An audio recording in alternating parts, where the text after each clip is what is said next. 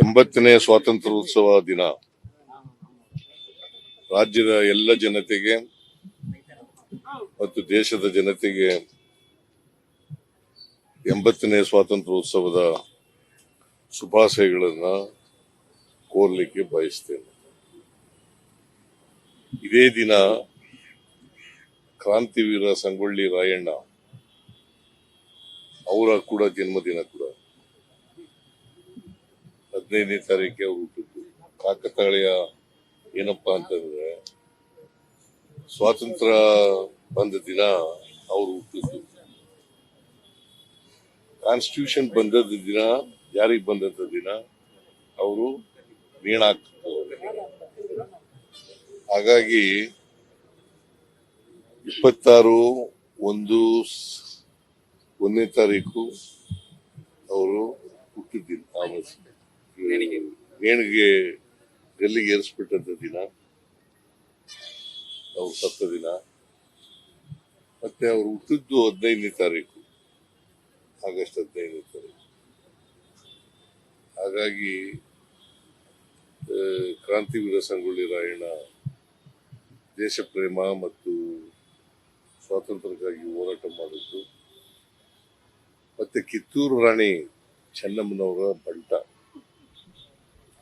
ಕಿತ್ತೂರು ರಾಣಿ ಚೆನ್ನಮ್ಮನವರ ಬಂಟ, ಅವರ ಅಂಗರಕ್ಷಕ ವಿಭಾಗದಲ್ಲಿ ಮುಖ್ಯಸ್ಥನಾಗಿದ್ದಂಥವ್ರು ಸಂಗೊಳ್ಳಿ ರಾಯಣ್ಣ. ನಾನು ಮುಖ್ಯಮಂತ್ರಿ ಆಗಿರುವಾಗ 2013ರಿಂದ 18 ಮುಖ್ಯಮಂತ್ರಿ ಆಗಿರುವಾಗ ಸಂಗೊಳ್ಳಿ ರಾಯಣ್ಣವರು ಹುಟ್ಟಿದಂತ ಸ್ಥಳ ಸಂಗೊಳ್ಳಿ, ಅಲ್ಲಿ ಸರ್ಕಾರದಿಂದ 125 ಎಕರೆ ಜಮೀನು ಕೊಟ್ಟು ಸಂಗೊಳ್ಳಿ ರಾಯಣ್ಣವರ ಹೆಸರಿನಲ್ಲಿ ಒಂದು ಸೈನಿಕ ಶಾಲೆಯನ್ನ ಮಾಡಿದ್ದೇವೆ. ಜೊತೆಗೆ ಒಂದು ಮ್ಯೂಸಿಯಂ ಕೂಡ ಮಾಡಿದ್ದೇವೆ. ಅವರು ಸೌದಿ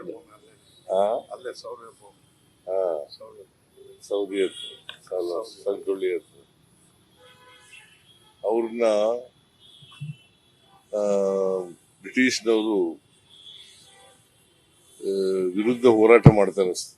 ಕಿತ್ತೂರು ರಾಣಿ ಚೆನ್ನಮ್ಮನ ಸಂಗೊಳ್ಳಿ ರಾಯಣ್ಣವರು ಪ್ರಮುಖವಾದಂತ ಪಾತ್ರ ವಹಿಸ್ತಾರೆ. ಅವರು ಸಂಗೊಳ್ಳಿ ರಾಯಣ್ಣ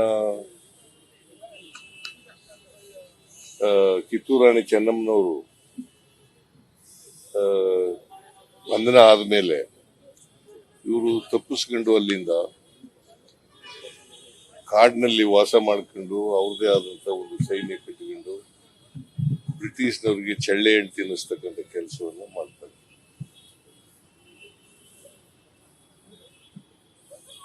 ಗೆರಿಲ್ಲಾ ಯುದ್ಧಗಳನ್ನು ಮಾಡ್ತಾರೆ.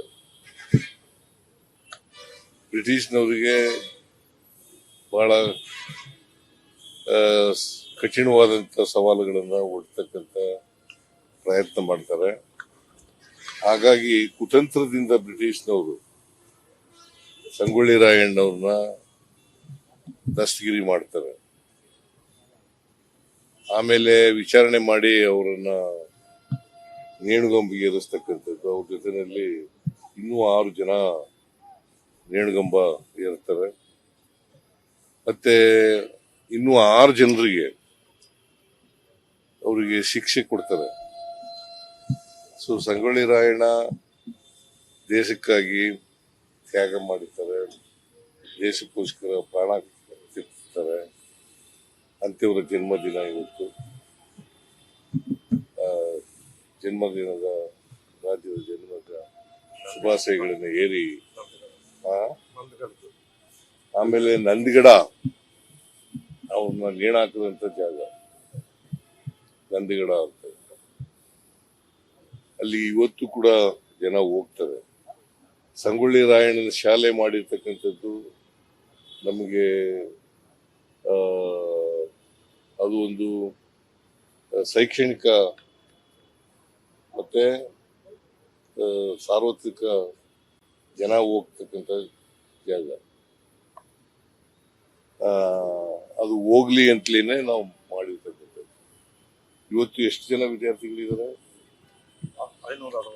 560 ಜನ ದೇಶದ ಅನೇಕ ಭಾಗಗಳಿಂದ ಬಂದು ಅಲ್ಲಿ ಸೈನಿಕ ಶಾಲೆಯಲ್ಲಿ ಕಲಿತಾರೆ. ಒಂದು ಏನಪ್ಪಾ ಅಂತಂದ್ರೆ ಸಂಗೊಳ್ಳಿ ರಾಯಣ್ಣವರಿಂದ ಪ್ರೇರಣೆ ಆಗ್ಬೇಕಾಗಿರ್ತಕ್ಕಂಥದ್ದು ದೇಶ ಪ್ರೇಮ, ತ್ಯಾಗ, ಬಲಿದಾನ. ದೇಶಕ್ಕೋಸ್ಕರ ಅವರು ಬಹಳ ವರ್ಷ ಬದುಕಿರ್ಲಿಲ್ಲ, ಸುಮಾರು 35 ವರ್ಷ ಬದುಕಿಲ್ಲ. 35 ವರ್ಷ ಬದುಕಿಲ್ಲ. ಅಷ್ಟರಲ್ಲಿ ದೇಶಕ್ಕೋಸ್ಕರ ಕಿತ್ತೂರನ್ನ ಸ್ವತಂತ್ರಗೊಳಿಸ್ಲಿಕ್ಕೋಸ್ಕರ ಹೋರಾಟ ಮಾಡ್ತಾರೆ. ಸೊ ಅಂತೇವನ ಅಂತ ಕ್ರಾಂತಿವೀರ ಸಂಗೊಳ್ಳಿ ರಾಯಣ್ಣ. 15-26 ಅದು ಹೇಳಿದೆ ನಾನು, ಹೇಳಿದೆ.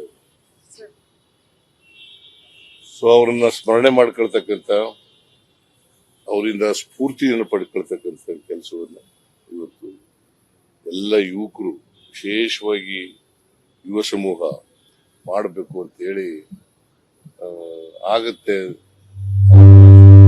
ಆಗ್ಬೇಕು ಅಂತ ಹೇಳಿ ಹೇಳ್ತಾ ಅವರಿಗೆ